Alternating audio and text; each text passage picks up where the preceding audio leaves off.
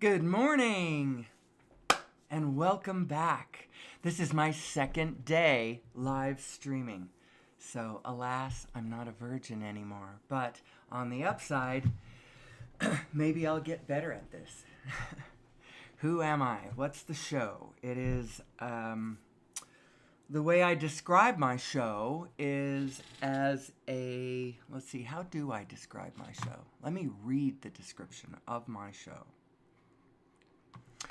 How can a better understanding of ourselves and source energy solve the problems of humanity, free us from fossil fuels, from gravity, and help us create an abundant future for all of us here on planet Earth? It's a discussion combining unified physics, law of attraction, and human psychology, all from a, quote, layman's perspective.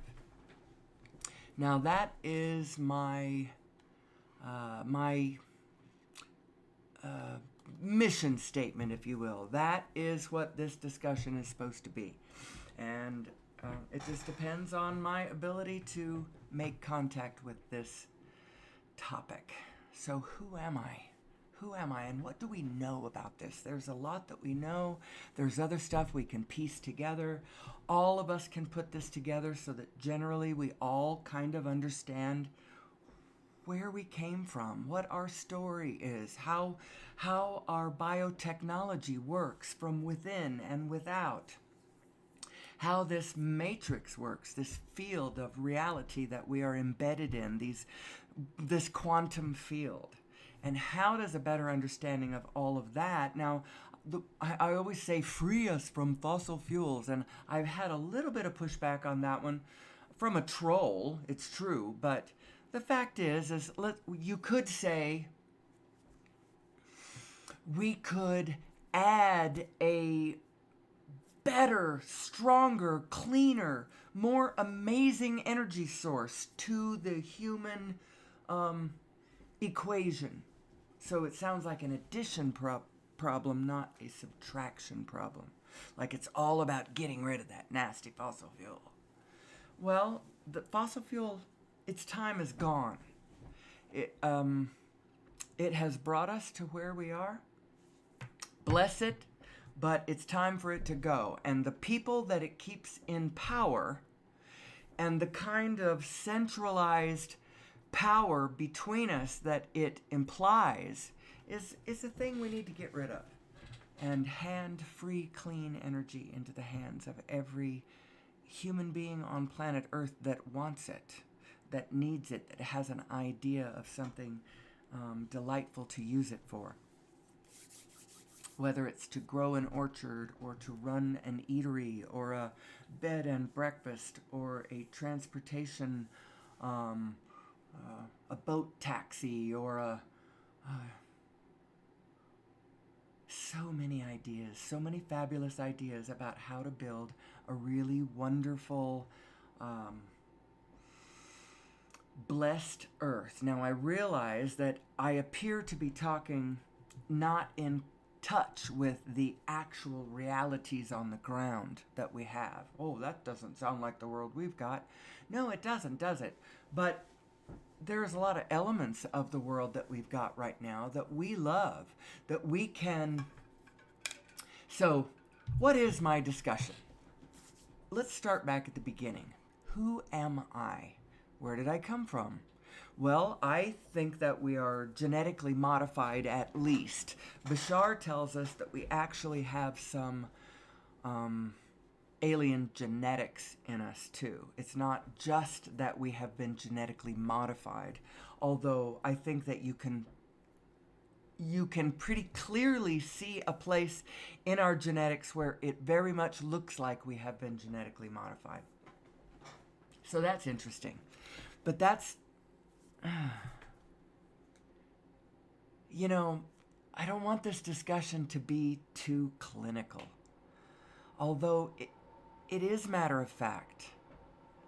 The who are we that we are and how it works, how the energies flow and function, how your psyche is designed, how your inner spirit your broader perspective is feeding information to your individual self, and how you are reading it is determining how your life's path is going. We're going to talk about the meaning of your positive and negative emotions. Now, Abraham brings it from a pretty simplistic direction and holds it right there. And there's nothing really wrong with that, because you can get really, really good at the basic fundamental structure that she talks about. Now, I listened to a Bashar this morning while I was taking a shower at 4:30, and because I didn't want to get into other things that would put my head out of my headspace that I need to do this show, the Who Am I show. So I listened to a Bashar. That's what I did. And it was actually a very cool one. He was talking about the lenses through which we view our world. And there are 4 lenses, and I really liked this. I'm going to try to explain it to you. It'll help me understand what I heard to try to explain these 4 lenses. They're archetypes, is basically what they are.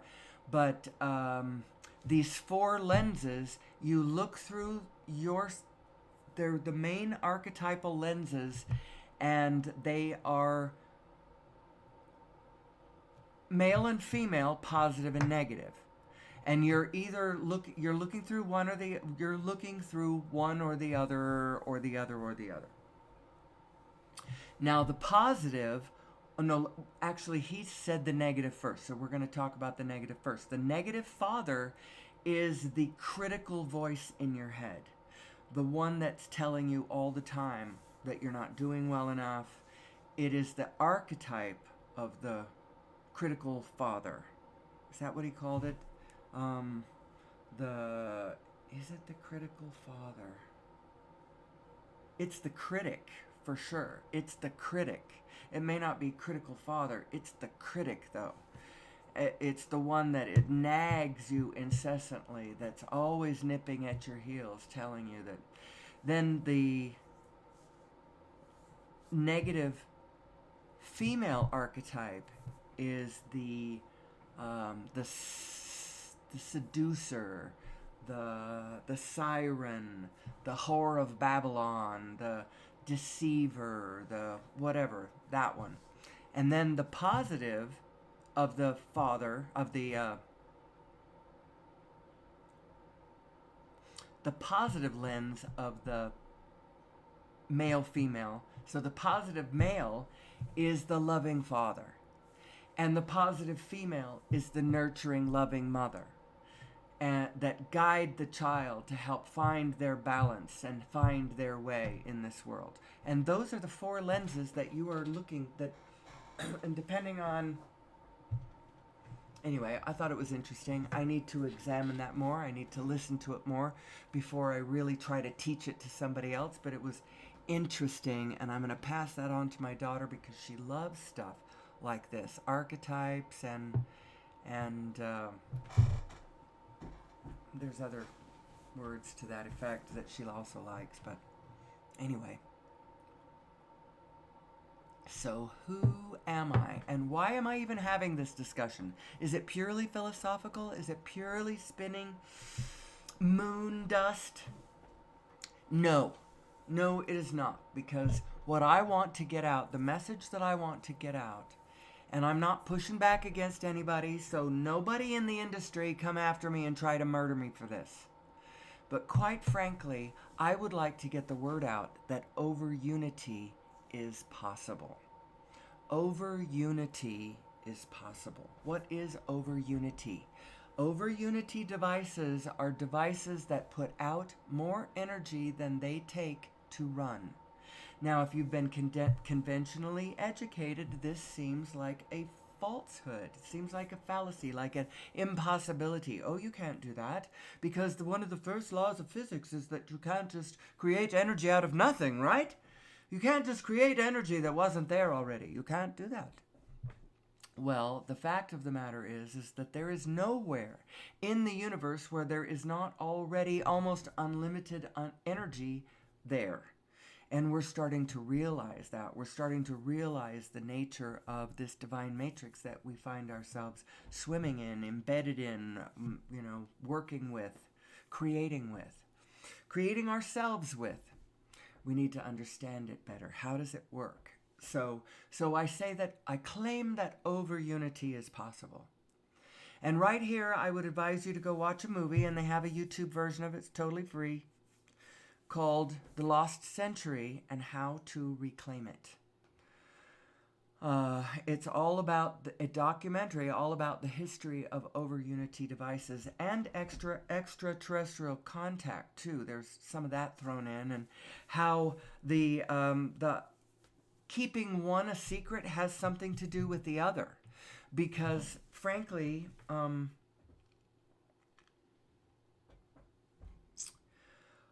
extraterrestrials, they're not keeping it a secret in order to, keep the public from panicking, from War of the Worlds kind of stuff, or, anything like that. They keep it secret because they demonstrate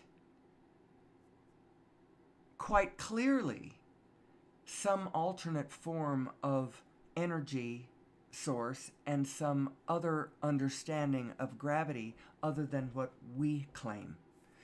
And if they were just hanging around in front of us and everybody openly talking, the next thing you know, we'd start realizing that and want to claim it for ourselves. Now, I believe that we can claim gravity control and free clean energy for ourselves, but the ticket it's going to take to get these things for humanity is we're going to have to know who we are.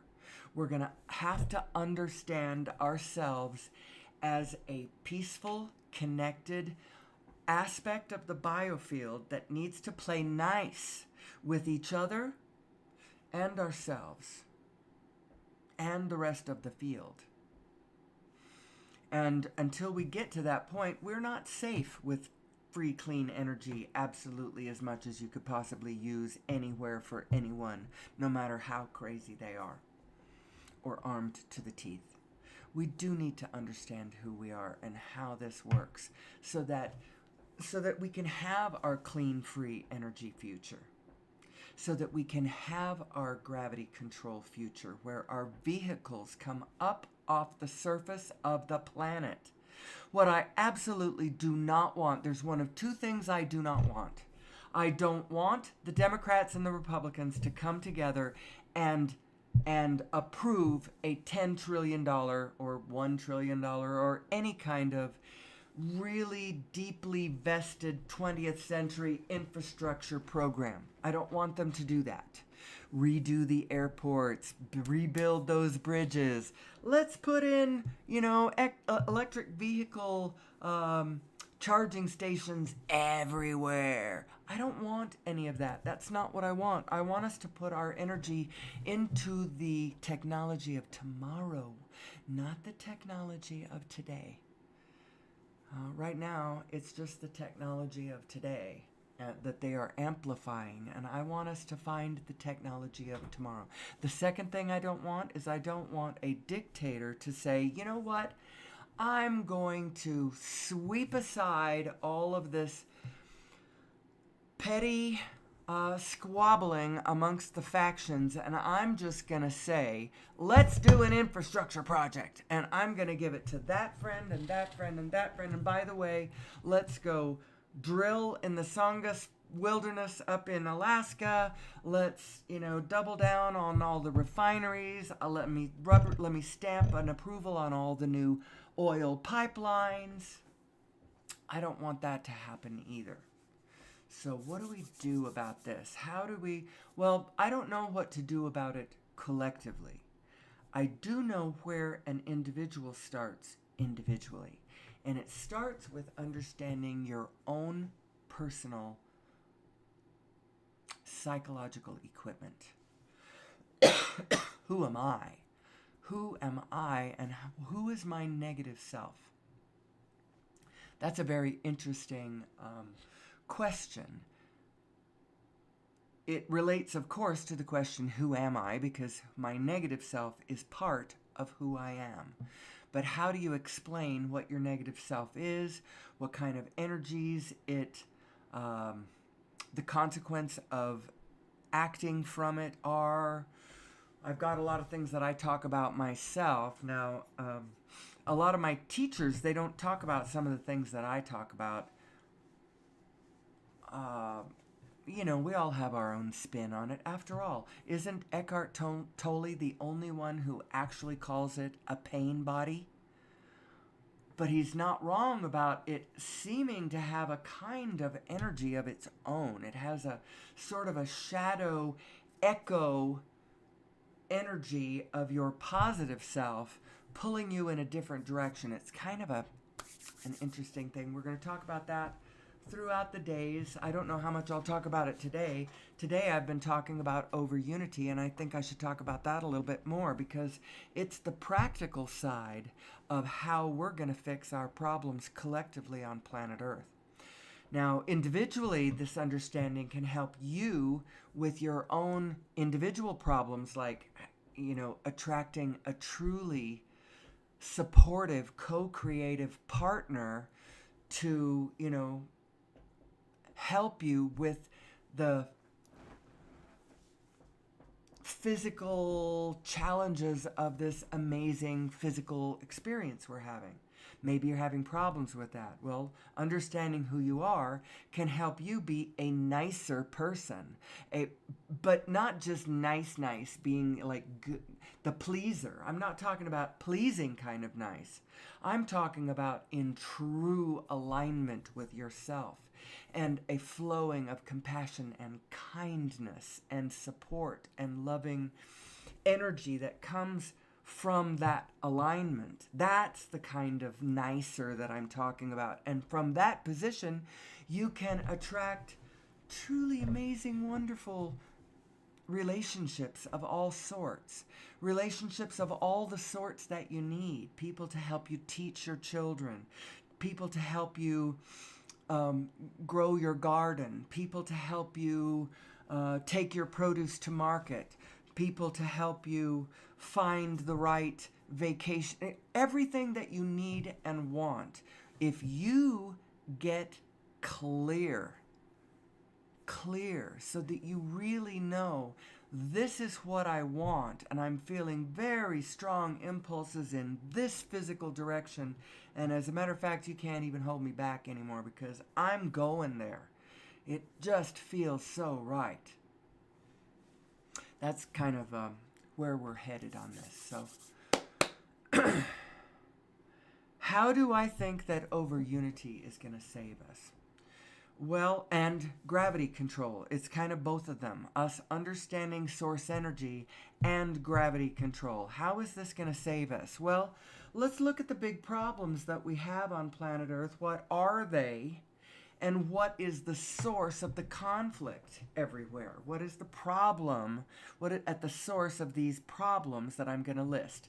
So we have problems like sixth mass extinction.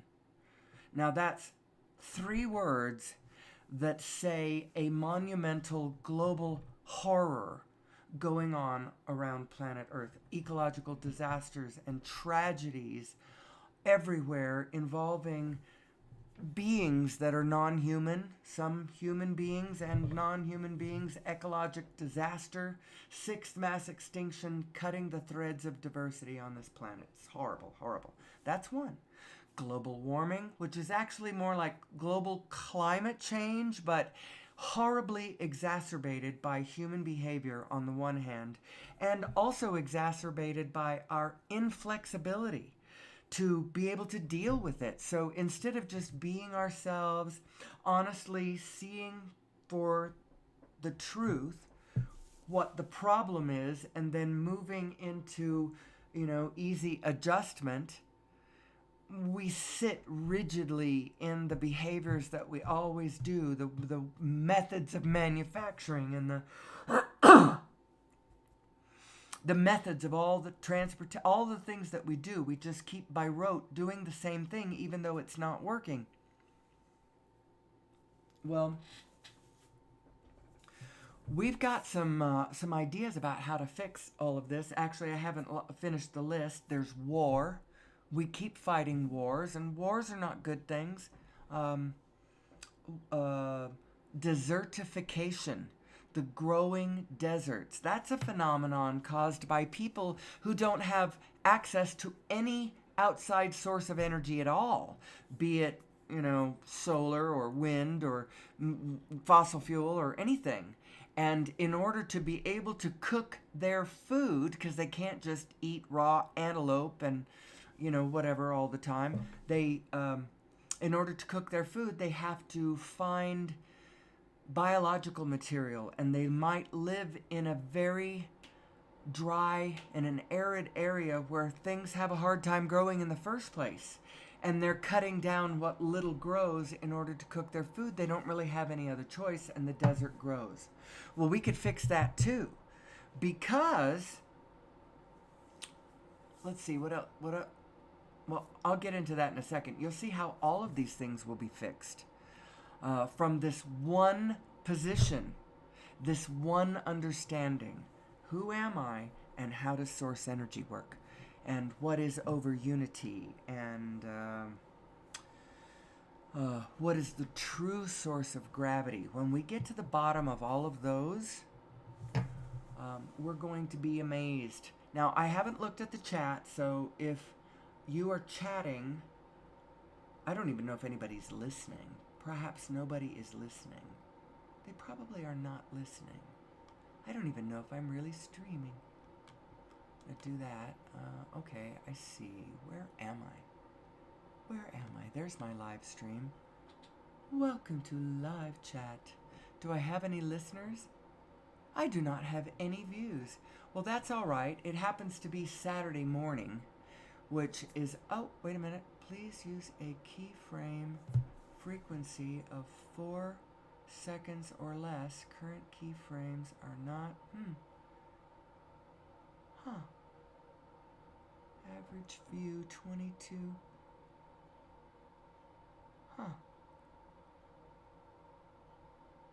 Concurrent viewers. Wait a minute. I don't think I'm live streaming anymore. It's hard to know. It may have stopped at 22 minutes and 35 seconds, which is a funny place for it to stop. Where am I over here?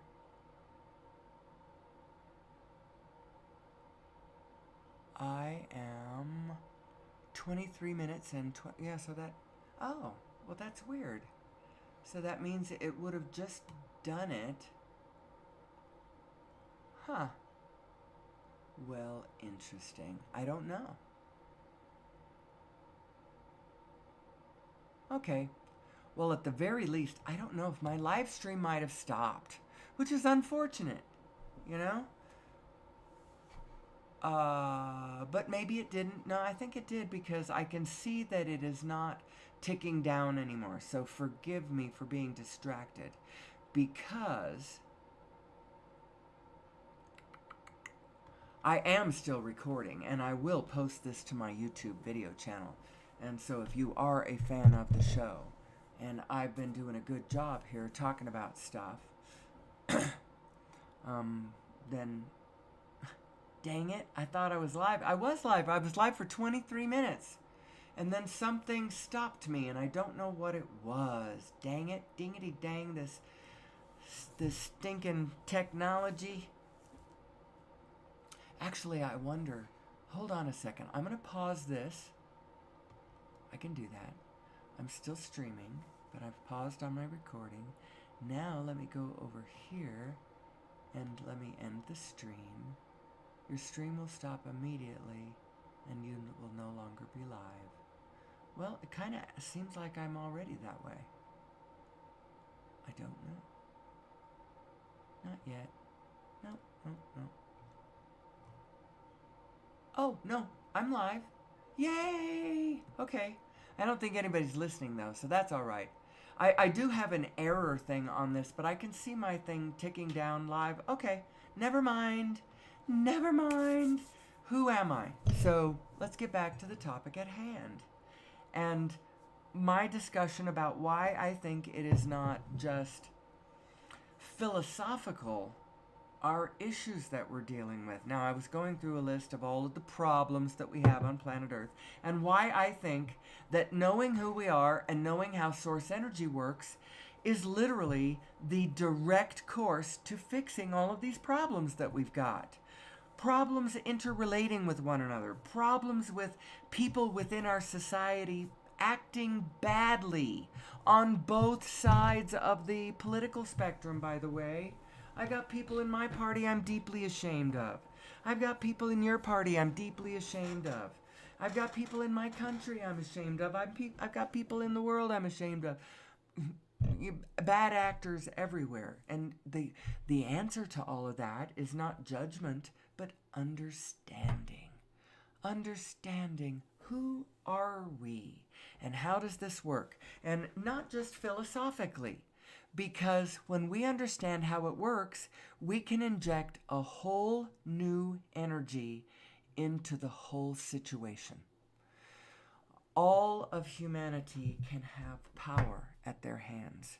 Even those people out in the desert that don't have much of anything, we could get them source energy. We don't even really need to. There's another thing we could do. We could just desalinate billions of gallons, millions of gallons of ocean water and pipe it into the deserts and rebloom them.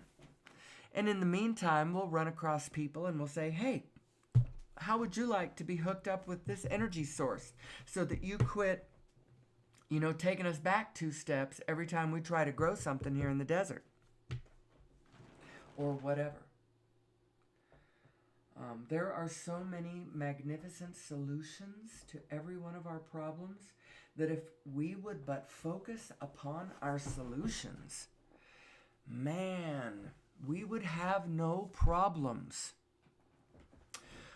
I also believe that this understanding is going to free us from gravity, and gravity is also going to free us from a lot of ecological devastation that you find on the surface of the planet being caused by roads and cars hitting things and the whole drastic infrastructure that has to take place when you blast your way into wilderness areas and, put roads in so that cars can,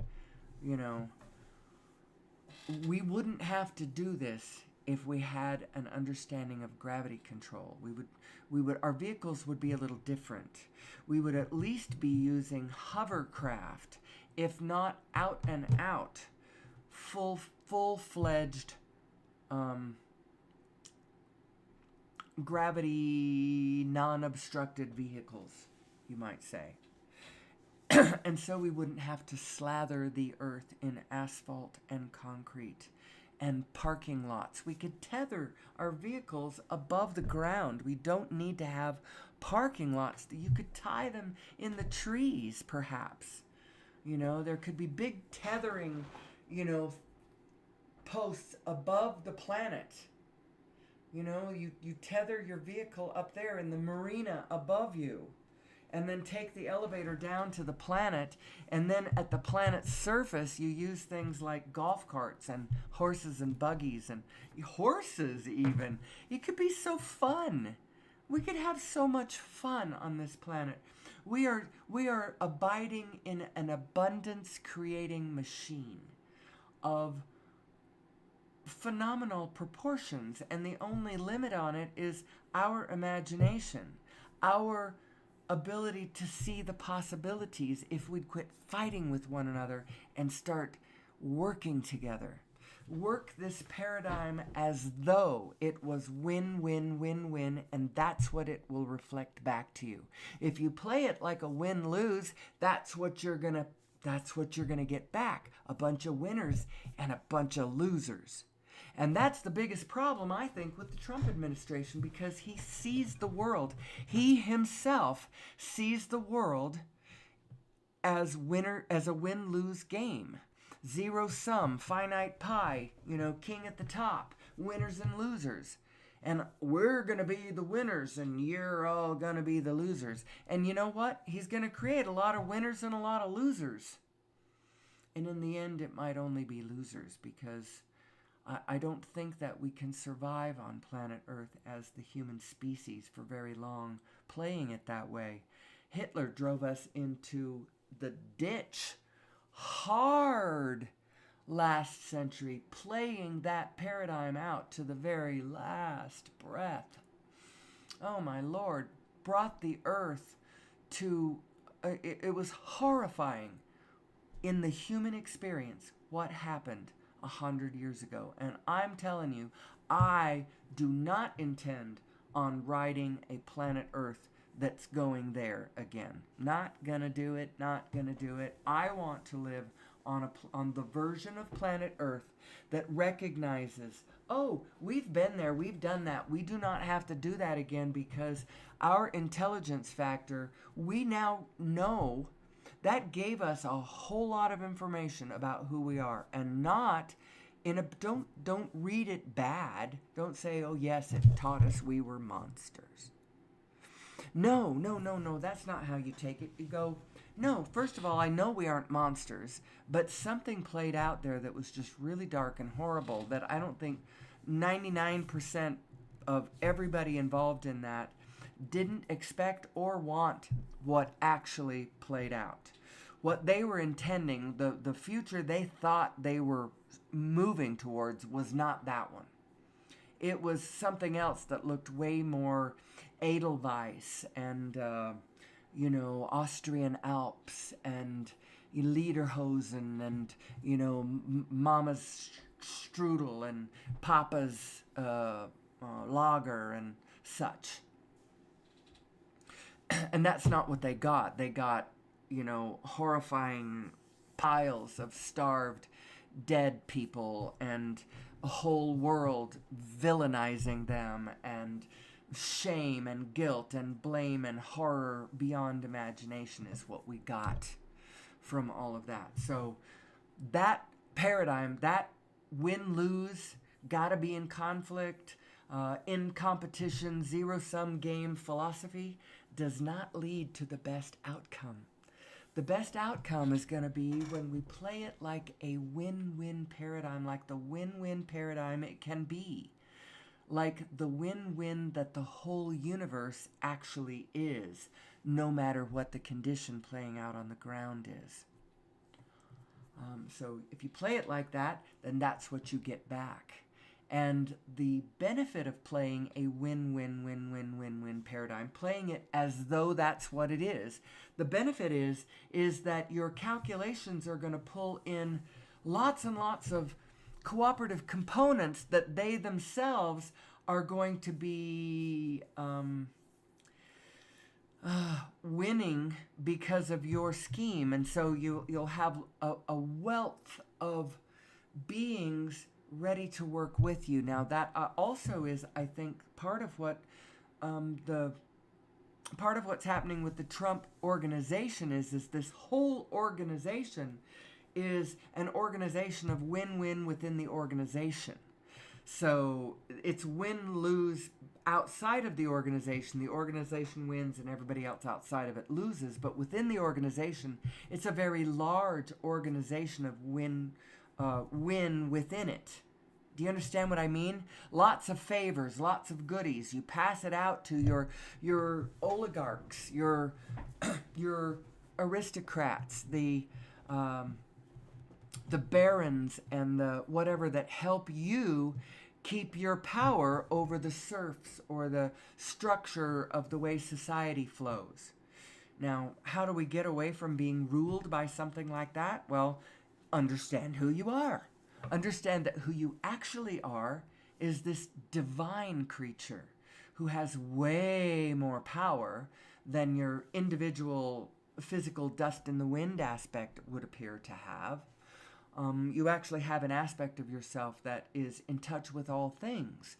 And if you would but get into alignment with the flow of all things from its positive flowing nature, as opposed to its sort of chaotic, because there's a negative synchronicity side over there too, but it's taking you somewhere that's more chaotic, more not where you really want to go.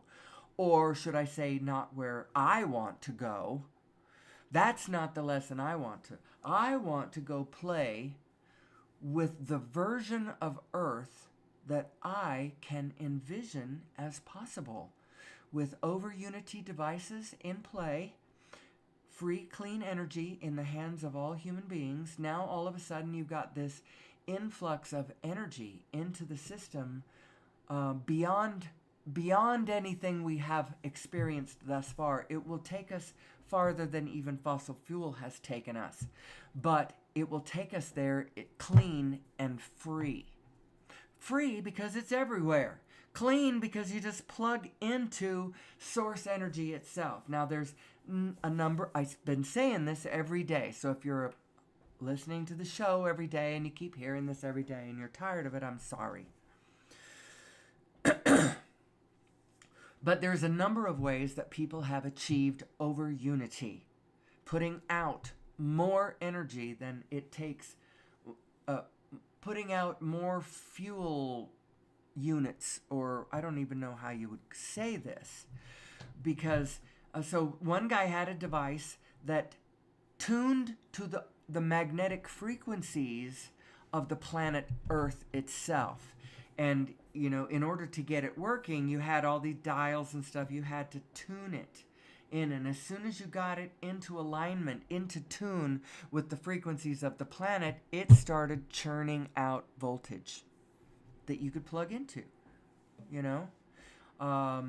Another one tuned into frequencies outside of planet Earth. It was going away from the planet, out in outer space. They found a steady state frequency that he had locked into, and it was just running this device that was putting out enough voltage to run about 300 homes. And it was only the size of the upright part of a gas pump. You know, not all that big, about as big as the desk in front of me. So there's all kinds of wonderful ideas. This will put our centralized power structure, it will shatter it into a million jillion pieces, because all of the individuals will now have the ability to go off and be their own tribe to some extent, and then link back to the main tribe, all of us, through whatever. Like they'll be putting whatever product that they are producing. They'll be producing something. You go off as your tribe, and you have orchards, or you have sheep, or you build a factory, and you're building technologies that you're then, you know, selling back to the rest of humanity, or whatever. We're all going to be able to go off and do whatever our venture is, whatever our calling is, whatever you feel inspired and interested in doing. That's what all human beings will be engaged in. There will be no doing what you don't want to do. It will be us teaching our children how to find what their inner spark, what their outer environment is calling for them, and what their inner spark, how it's lining up, who they really are, what their inner being, their outer being, their oversoul, their vibrational self. We just have to matter-of-factly understand who we are. Now, back on the topic of that positive and negative archetypal lens of the genders, the positive and negative male and female, and how those are a lens. Now, the view of, you can look at the world from a flat neutral. There's a flat neutral, and then there's through a positive and through a negative, and actually, I'm going to work on that. I'm going to listen to that one again, because that was one of the most clear descriptions of how that works, how the toggle of that, and how when you lean to the positive, it's one lens, and you lean to the negative, and it's the other lens, and it's the video was an explanation of the voices in your head. It's talking about who the voices in your head are, who are just the voices that say, oh, I think I need to get a gallon of actually, it's this voice that I'm talking about, right, that I'm talking with right now, actually. That's so funny, because I have been learning how to give voice to the voices in my head. So in a way, that's what I'm doing right now. Is it positive or negative? Well, I sure the hell hope it's positive, and I sure the hell hope that it is coming from my positive, nurturing mother self. That's for sure. So anyway, let's get back to this over unity idea, because it is possible. And 99% of the population out there, first of all, doesn't know it's possible. How can we achieve it ever if nobody's even looking for it? You know? Or just a very, very, very few people. The whole consciousness of our people should be looking for this. We're not encouraged, because I'm telling you it's going to be incredibly disruptive. Recognizing the truth about a lot of the nature of where we stand is going to be very disruptive. It's going to be disruptive to the nature of how we have chosen to build our professions. Because some of our professions are built on institutionalizing, for instance, some problems out there, some illnesses, institutionalizing certain illnesses and problems, and then we have this whole strata of society that is whose job is fixing those institutionalized problems. But should those problems ever be seen through fully, like truly, and you go, oh, I see what the secret of actual wellness is? Now, why do we have all these freaking buildings and all these millions of people all involved in institutionalized illness? It's going to be very disruptive to our ability to pass out supplies to our fellow human beings, make sure that they all eat, make sure that they continue to have the pieces of paper that say that they are allowed to keep this roof over their head, you know, because they have to have X amount of these little units of things that we trade with one another. It's a kind of currency that we trade with one another, and this currency gives us the sanction to buy things on the human supply chain, trade things for building supplies or foodstuffs or, you know, vacation credits or rent.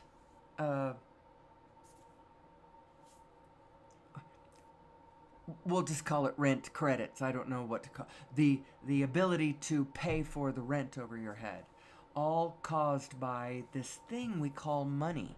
But right now, it's become more and more naturally. What's been backing it is energy. It's fossil fuel, the petrodollar. But what happens when petro means nothing? When the petrodollar isn't worth anything because we aren't burning fossil fuel anymore, because all of a sudden we can all have it clean, free at our fingertips. Everybody's got that now. Now what's valuable? Well, technology is valuable. The technology that you can use to plug into the fuel. That's important. Oh, we just have a lot of disruption coming. Say if somebody if they understood tomorrow, oh my God, this one vibrational frequency, you play it and everybody gets well immediately.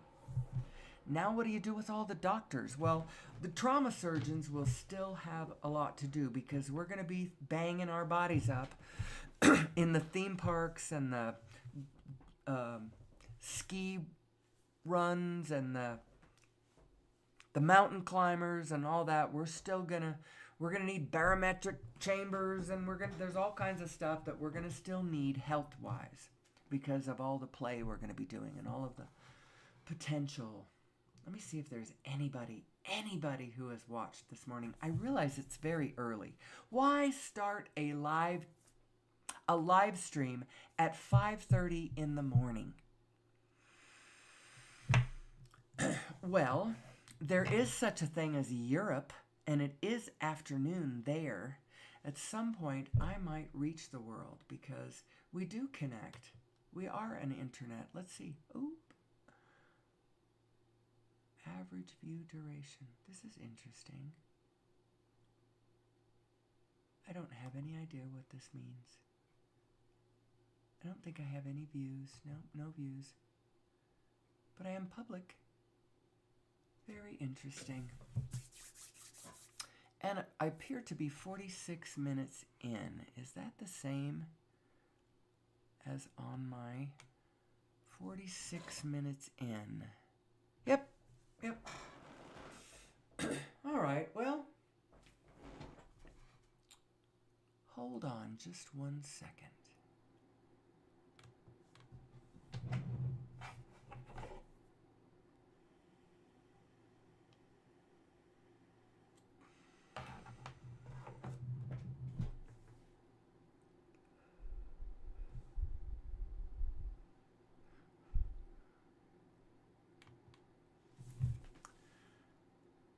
Oh.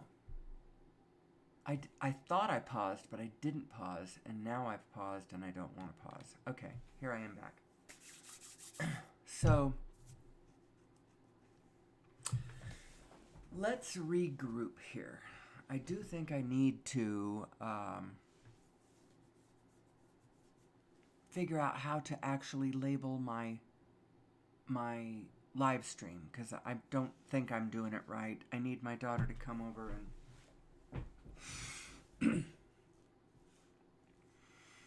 so who am I?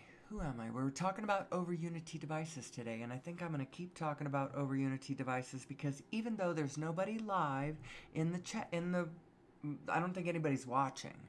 I'm streaming, but nobody's watching. But that's all right. For now, it's all right. But I do have people that pick it up on the other side on my YouTube channel. And so for that, I'm going to kind of keep it together.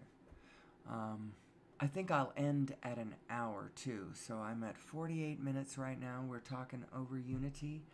My idea about over Unity is that the very first thing that should happen is a campaign of consciousness where we all try to get the word out. Hey, did you even know that over Unity is a possible thing? You know, that a device that you can just create a device that'll just put out energy. Did you know that? Did you know you have to keep spending all of your money on energy? No, you don't have to do that. You could spend your money on something else. And quite frankly, it's a good thing that we have a lot of things that you can see as having value. Everything from a practitioner's time to a food stuff to a piece of technology to some form of energy. All of it has value, and human beings have the capability of bringing all forms of value to the human table, to the human banquet. Also, another form of value that has been created in this last century,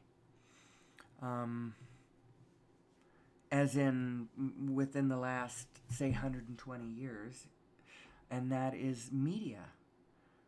Everything started with radio, and then it went on to movies. It moved on to television. The next thing you know, we are internet. You can record and broadcast, and all of these things have equated into there's actually another way of making money, and that is attract attention. Get eyes looking at you. You are entertainment. Your life is now, people are looking at it. You're interesting. It's part of the human value system. And so now what we need to do is, as we raise our children, we raise them seeing this whole thing as, see them themselves as being worthy and having worth innately. We all have value. We all have worth. If you're here, you've got value. If you're here, you have worth. Period. Full stop. Oh, wow. Huh. Now that's very strange. My live here on my thing says 51 minutes and my recording says 28. Was I on a pause on my recording while not being on a pause on my live at some point? Wow, I've got bugs to iron out. I gotta figure out, I gotta make sure that I don't get lost in any of this. I've been live for 51 minutes, but my recording's only 29 minutes. I wonder if I have two recordings going on. A shorter one and then another one. I don't know. Or whether I just paused in there thinking I was recording while... I don't know. I don't know. So as I was saying, I think the first step is for us to get the word out that over unity is possible. And that will get people's minds thinking about how to do it. Research, study, how it's been done before. What do you know about electricity? What do you know about the field? What do you know about whatever? Frequencies, energy, frequency, and vibration. As Nikola Tesla said, if you want to understand this universe, you have to think in terms of energy, frequency, and vibration. Let me see whether anybody is in the... No views still. Ah, well, yesterday I had some viewers, but it was a weekday and I started a little later. I think I need to curb my impulse to get it over with at 4 o'clock in the morning. And see, it's doing it again. Every time I go over here and look, it changes things. I need to quit doing that. Oh, see? Oh, yeah. How strange. Okay. I'm going to get the hang of this. I will. I think I just paused it I paused the recording, which means my recording's only 30 minutes. My recording is only 30 minutes. So I'm going to pause again. There, that's a pause. The recording is paused. That's over there. Now I'm going to come over here. And now, as I look over here, it's paused. That's paused. That's still streaming. 53, 54. Yeah, okay. I get that. Now let me go here. I only have the one recording. Okay, that's exactly what happened. All right. Not the biggest catastrophe. All right.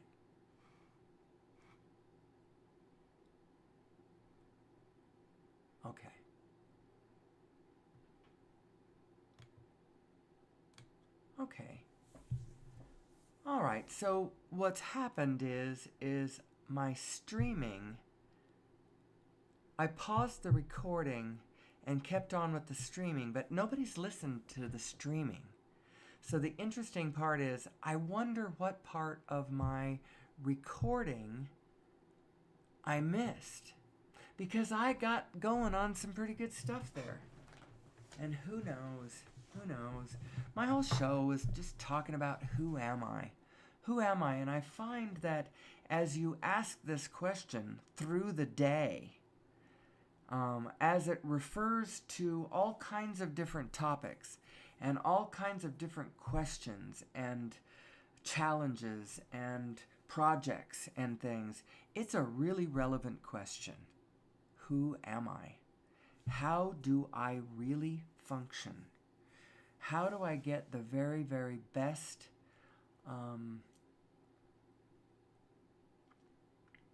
outcome possible out of the available, what I have to work with. How do I get from where I am, which may have some less, it might not be all of what I want. There might be something that keeps coming at me that's just frustrating the crap out of me, but how do I get more of what I want and less of what I don't want? How do I move from where I am to where I want to go? And where do I want to go? You might say, well, I don't want to go anywhere. I just want to stay right here and be happy. And that's valid too, That's where you want to go. I want to go to here, but happy. How do you do that? Understand who you are. Understand how it works.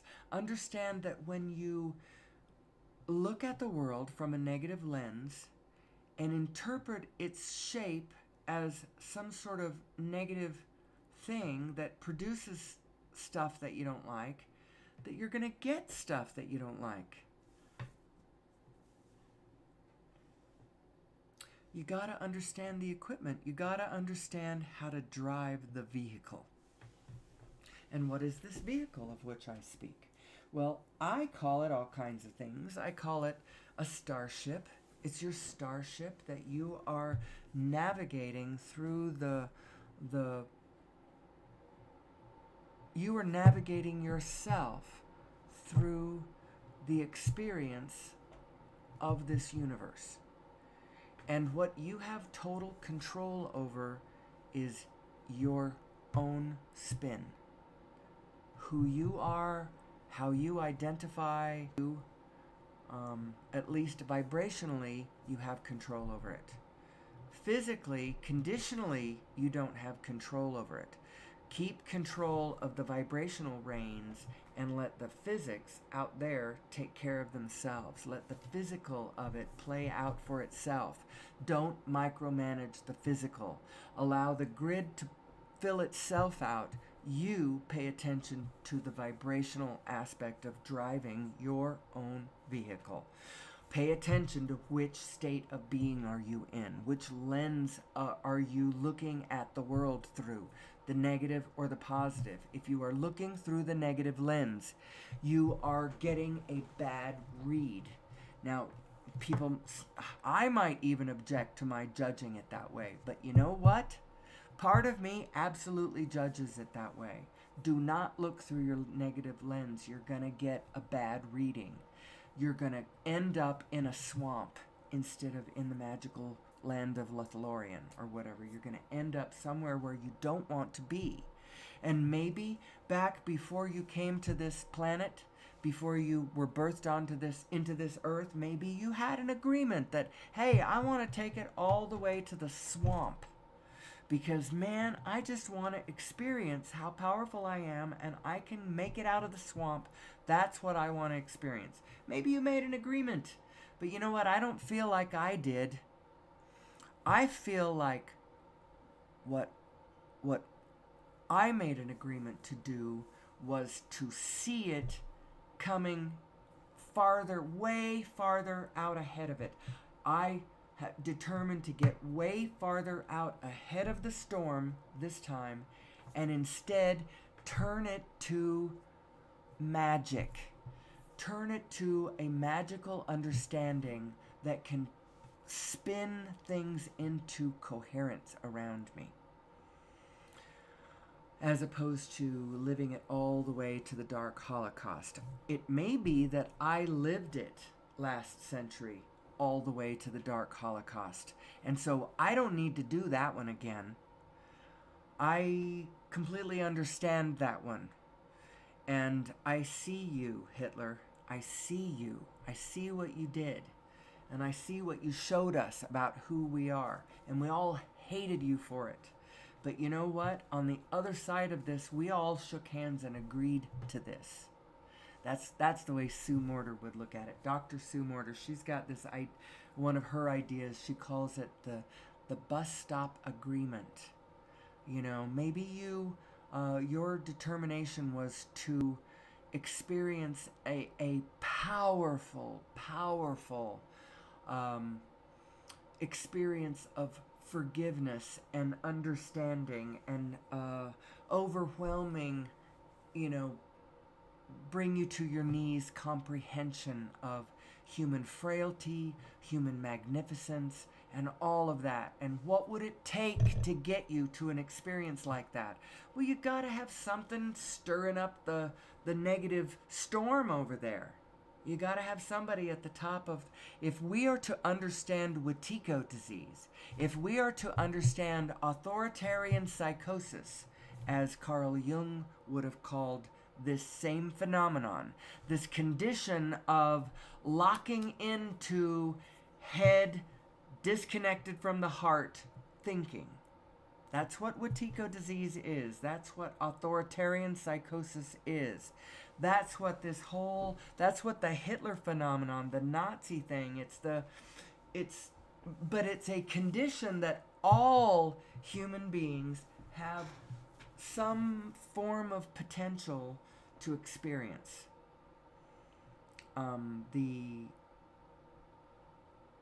This psychosis, it's not just the authoritarian who's got the problem, it's all the people, but it's not just an isolated event, is it? It's half the people are going for the authoritarian candidate. Isn't that interesting?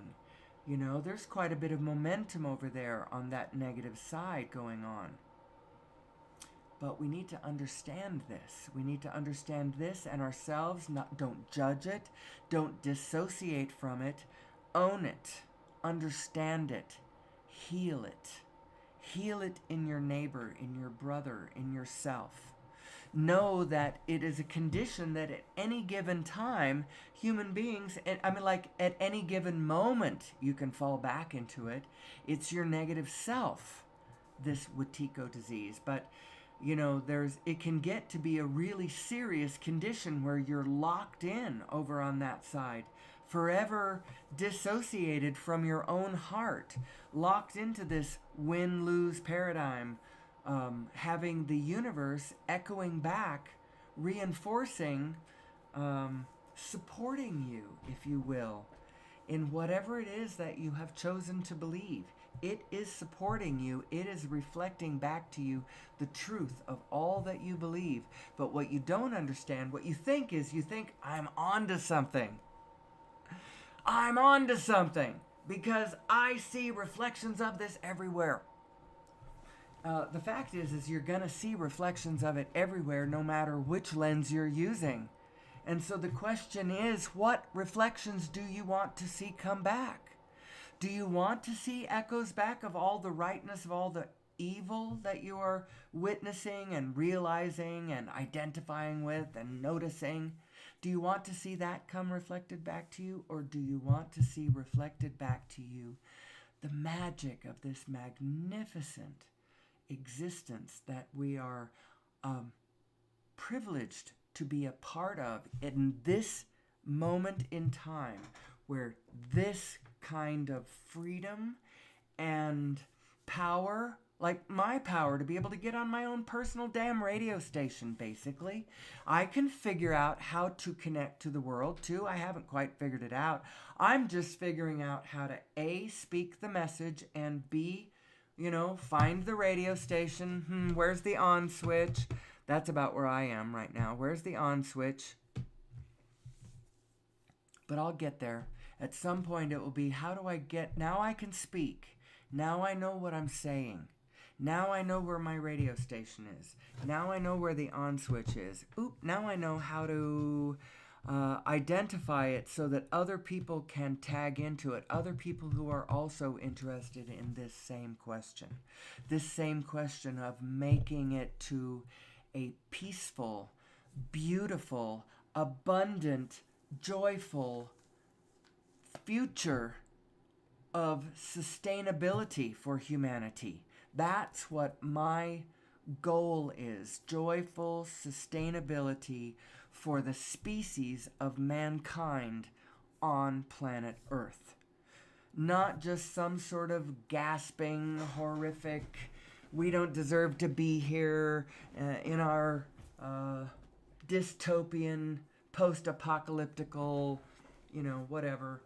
Not that.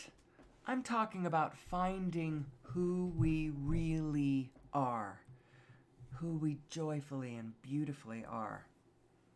The gardeners that we are, and the magicians that we are, and the entertainers that we are, and the host and hostesses that we are. All of these things that we are. Who am I? And who am I in the positive? Who is my positive self? That's also an important thing to understand. Now, I spend most of my time talking about who the negative self is, so that you'll understand that that's not you.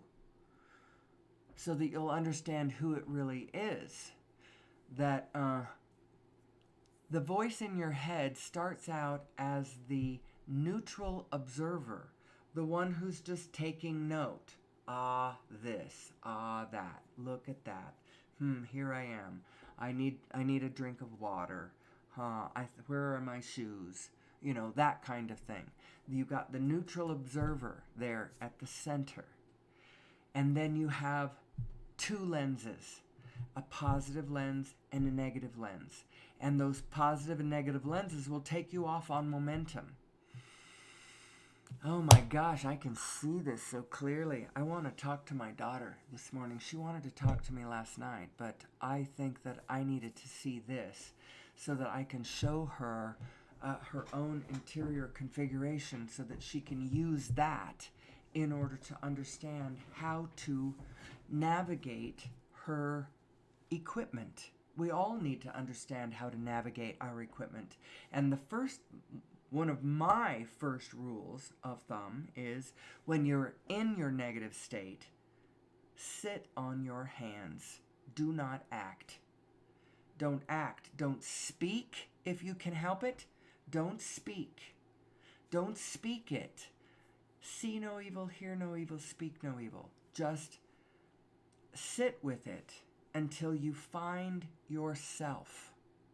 And then when you find yourself, now speak. But when you're in that negative side, you can find your neutral self and you can speak, or you can find your positive self and you can speak. But when you're in your negative self, don't speak. Don't speak, don't act. Now, sometimes you just have to speak. You have to say it out loud because the part of you needs to hear it. Your physical self needs to hear you say something because you're trying to figure out who you are. Who am I? Who am I? Since I did pause for such a long time on this recording and I don't really know exactly what I said or didn't say, I paused it while I was live streaming. So my live stream is at 1 hour and 8 minutes, which is ironic because I don't think I have any listeners.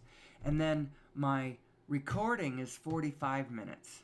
So somewhere in there, I paused the recording and kept the live stream going and didn't realize it. So part of what I said this morning, I don't know what got recorded and what didn't. And so what I'm saying is if I repeat things, forgive me. If it appears like I left something hanging there in the air, I'm sorry. I didn't mean to do that. It's just that I'm getting used to this thing I'm doing, and still no watchers in. What is this? 4, 3, 2, 1. Actually, oh, I see. Oh, that's the time of day. Isn't that interesting? It's like I am a little radio station. Anyway, so what is my message of hope for my video listeners? Both of you. And I do promise, someday we will get more people in the room with you. You won't have to listen to me all by yourself. My message of hope is there is every reason to hope. If you find within yourself, if you feel like you are here to experience joyful, abundant life, loving, connected, synchronistic life experience, if that's what you feel like you have been called to live on this planet, and you're looking around going, you know what? This doesn't feel right to me.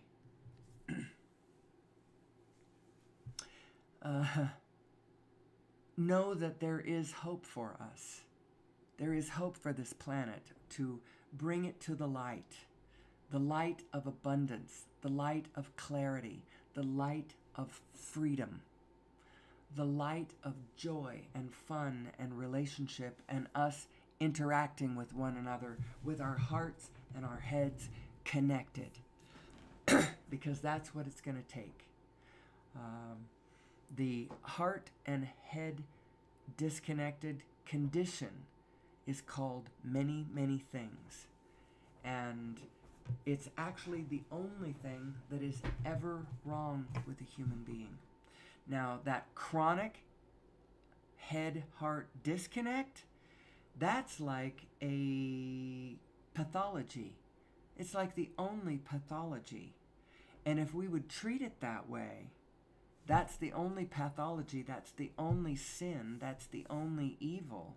And so the answer is we've got to get people to connect themselves back together again, to know themselves to be a whole being, and whole and one with the rest of the field around them.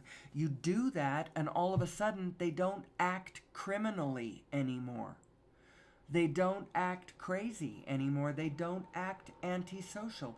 And so it is no longer necessary for you to freaking punish them or get revenge on them or hate them or judge them or blame them or anything. Just understand this energy situation we got going on. How we affect one another, how we are connected, how we are autonomous. You got to understand both of those things because you are both. You are deeply connected, and both deeply connected and divinely autonomous. You're probably divinely connected and divinely autonomous. You are both of these things at the same time. It's one of those divine paradox things going on, you know? And so the question here that we ask every day is, who am I in reference to this source energy, in reference to the allness that I am part of, in reference to this energy field I am matrixed with, in reference to this field, in reference to everything. Who am I? How about in reference to my life? What am I all about? What am I here for? What am I here for? Am I just passing time, watching television, eating dinners, trying to find things to amuse myself with until finally I get so blind and old and weak that I can't do it anymore? Is that why I'm here? Or am I here for something more meaningful or more interesting or more productive in some way? Am I here to accomplish something more interesting than just passing the time until they put me in the grave? Somehow I feel like I'm here for something more interesting than that. Right now, humanity needs a whole lot of understanding, because I don't think we do understand. Collectively, we don't understand, or we would not have just elected the guy who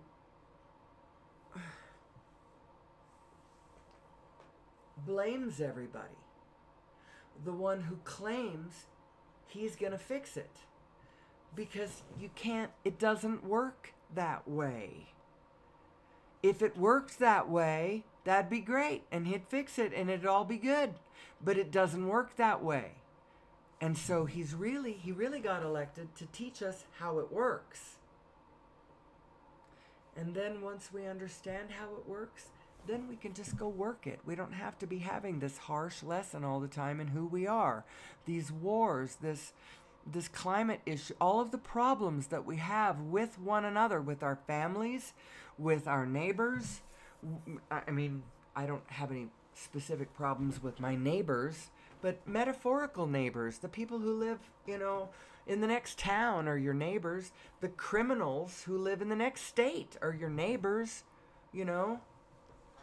The problems that we have with our neighbors, we have problems with our neighbors. Some of them rob banks. Some of them hijack cars. Some of them, murder you in your homes.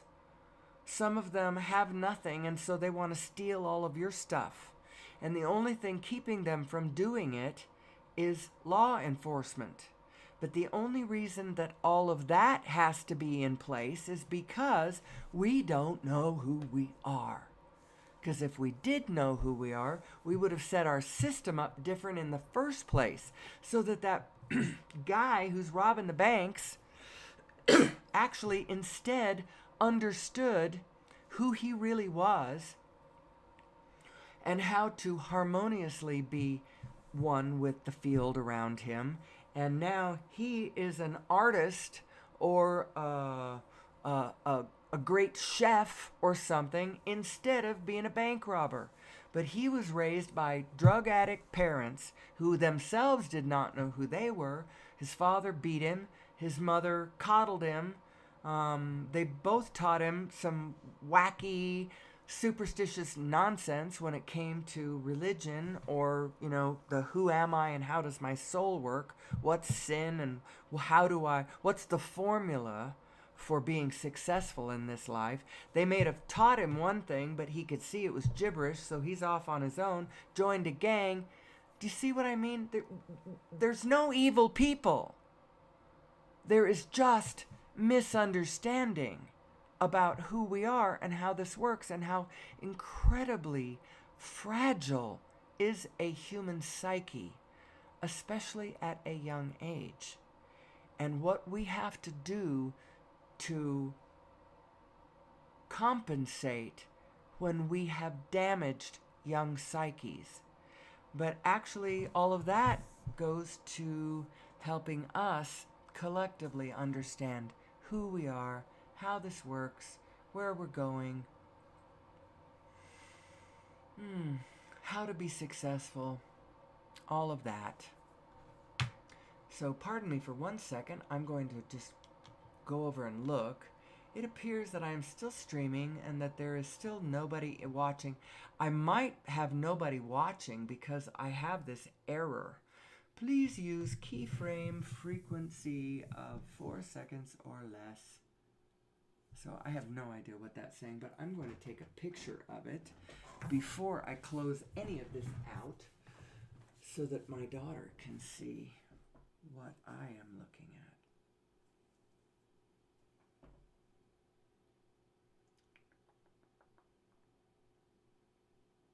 Actually, I can even do it as video. Just to see how it's counting down. Can you see how it's counting down? Yes. Okay. All right. This might be keeping me from having any person actually in the space, even though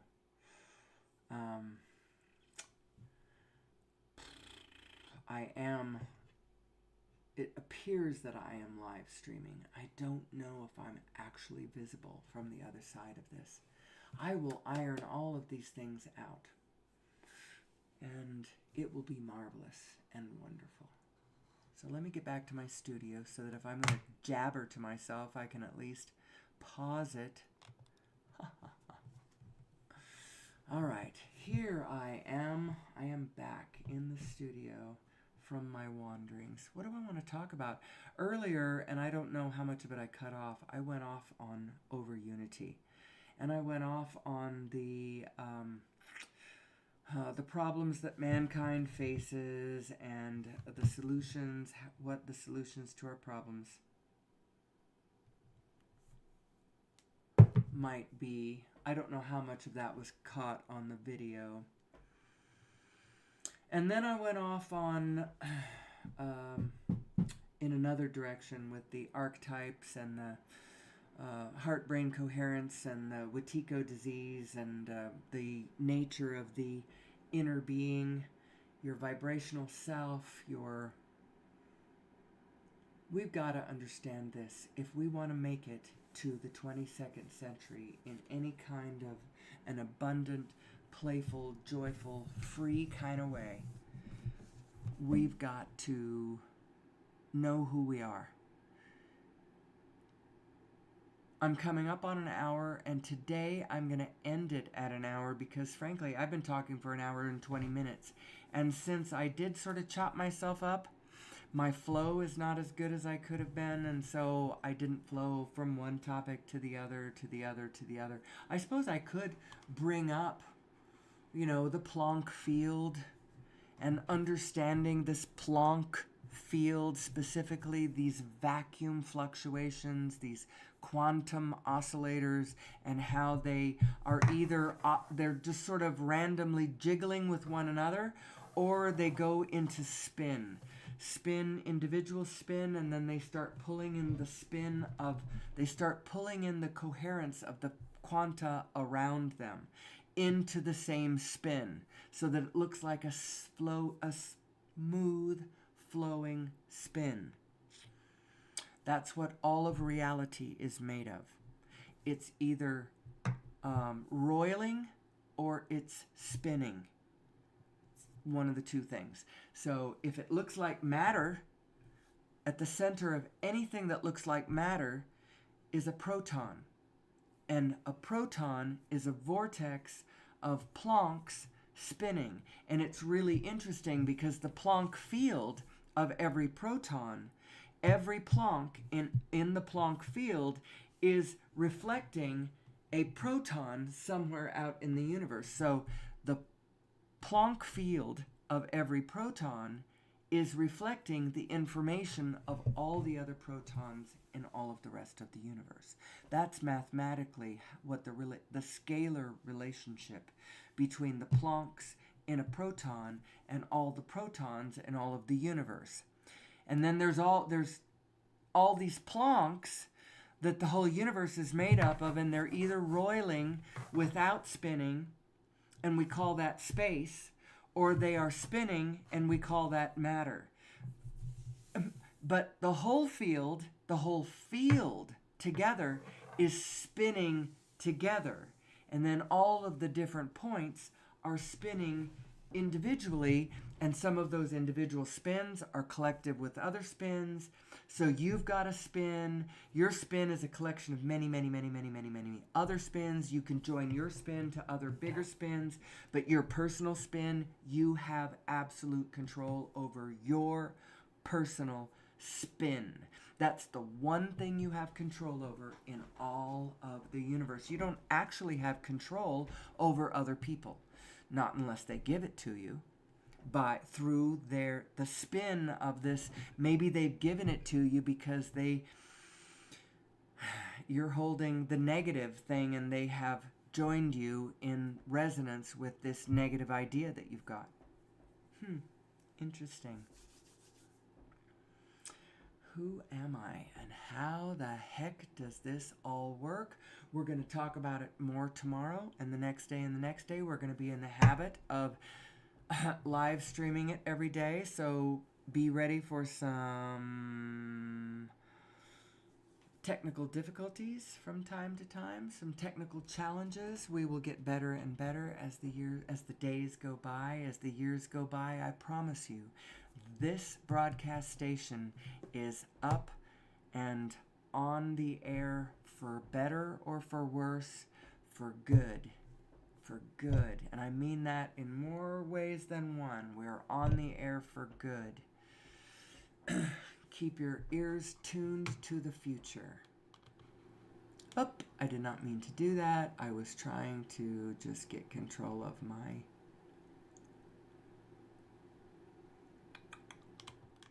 mouse, and instead I clicked on a screen. Sorry about that. We didn't change the screen today, except for just that one. Been all this one the whole time.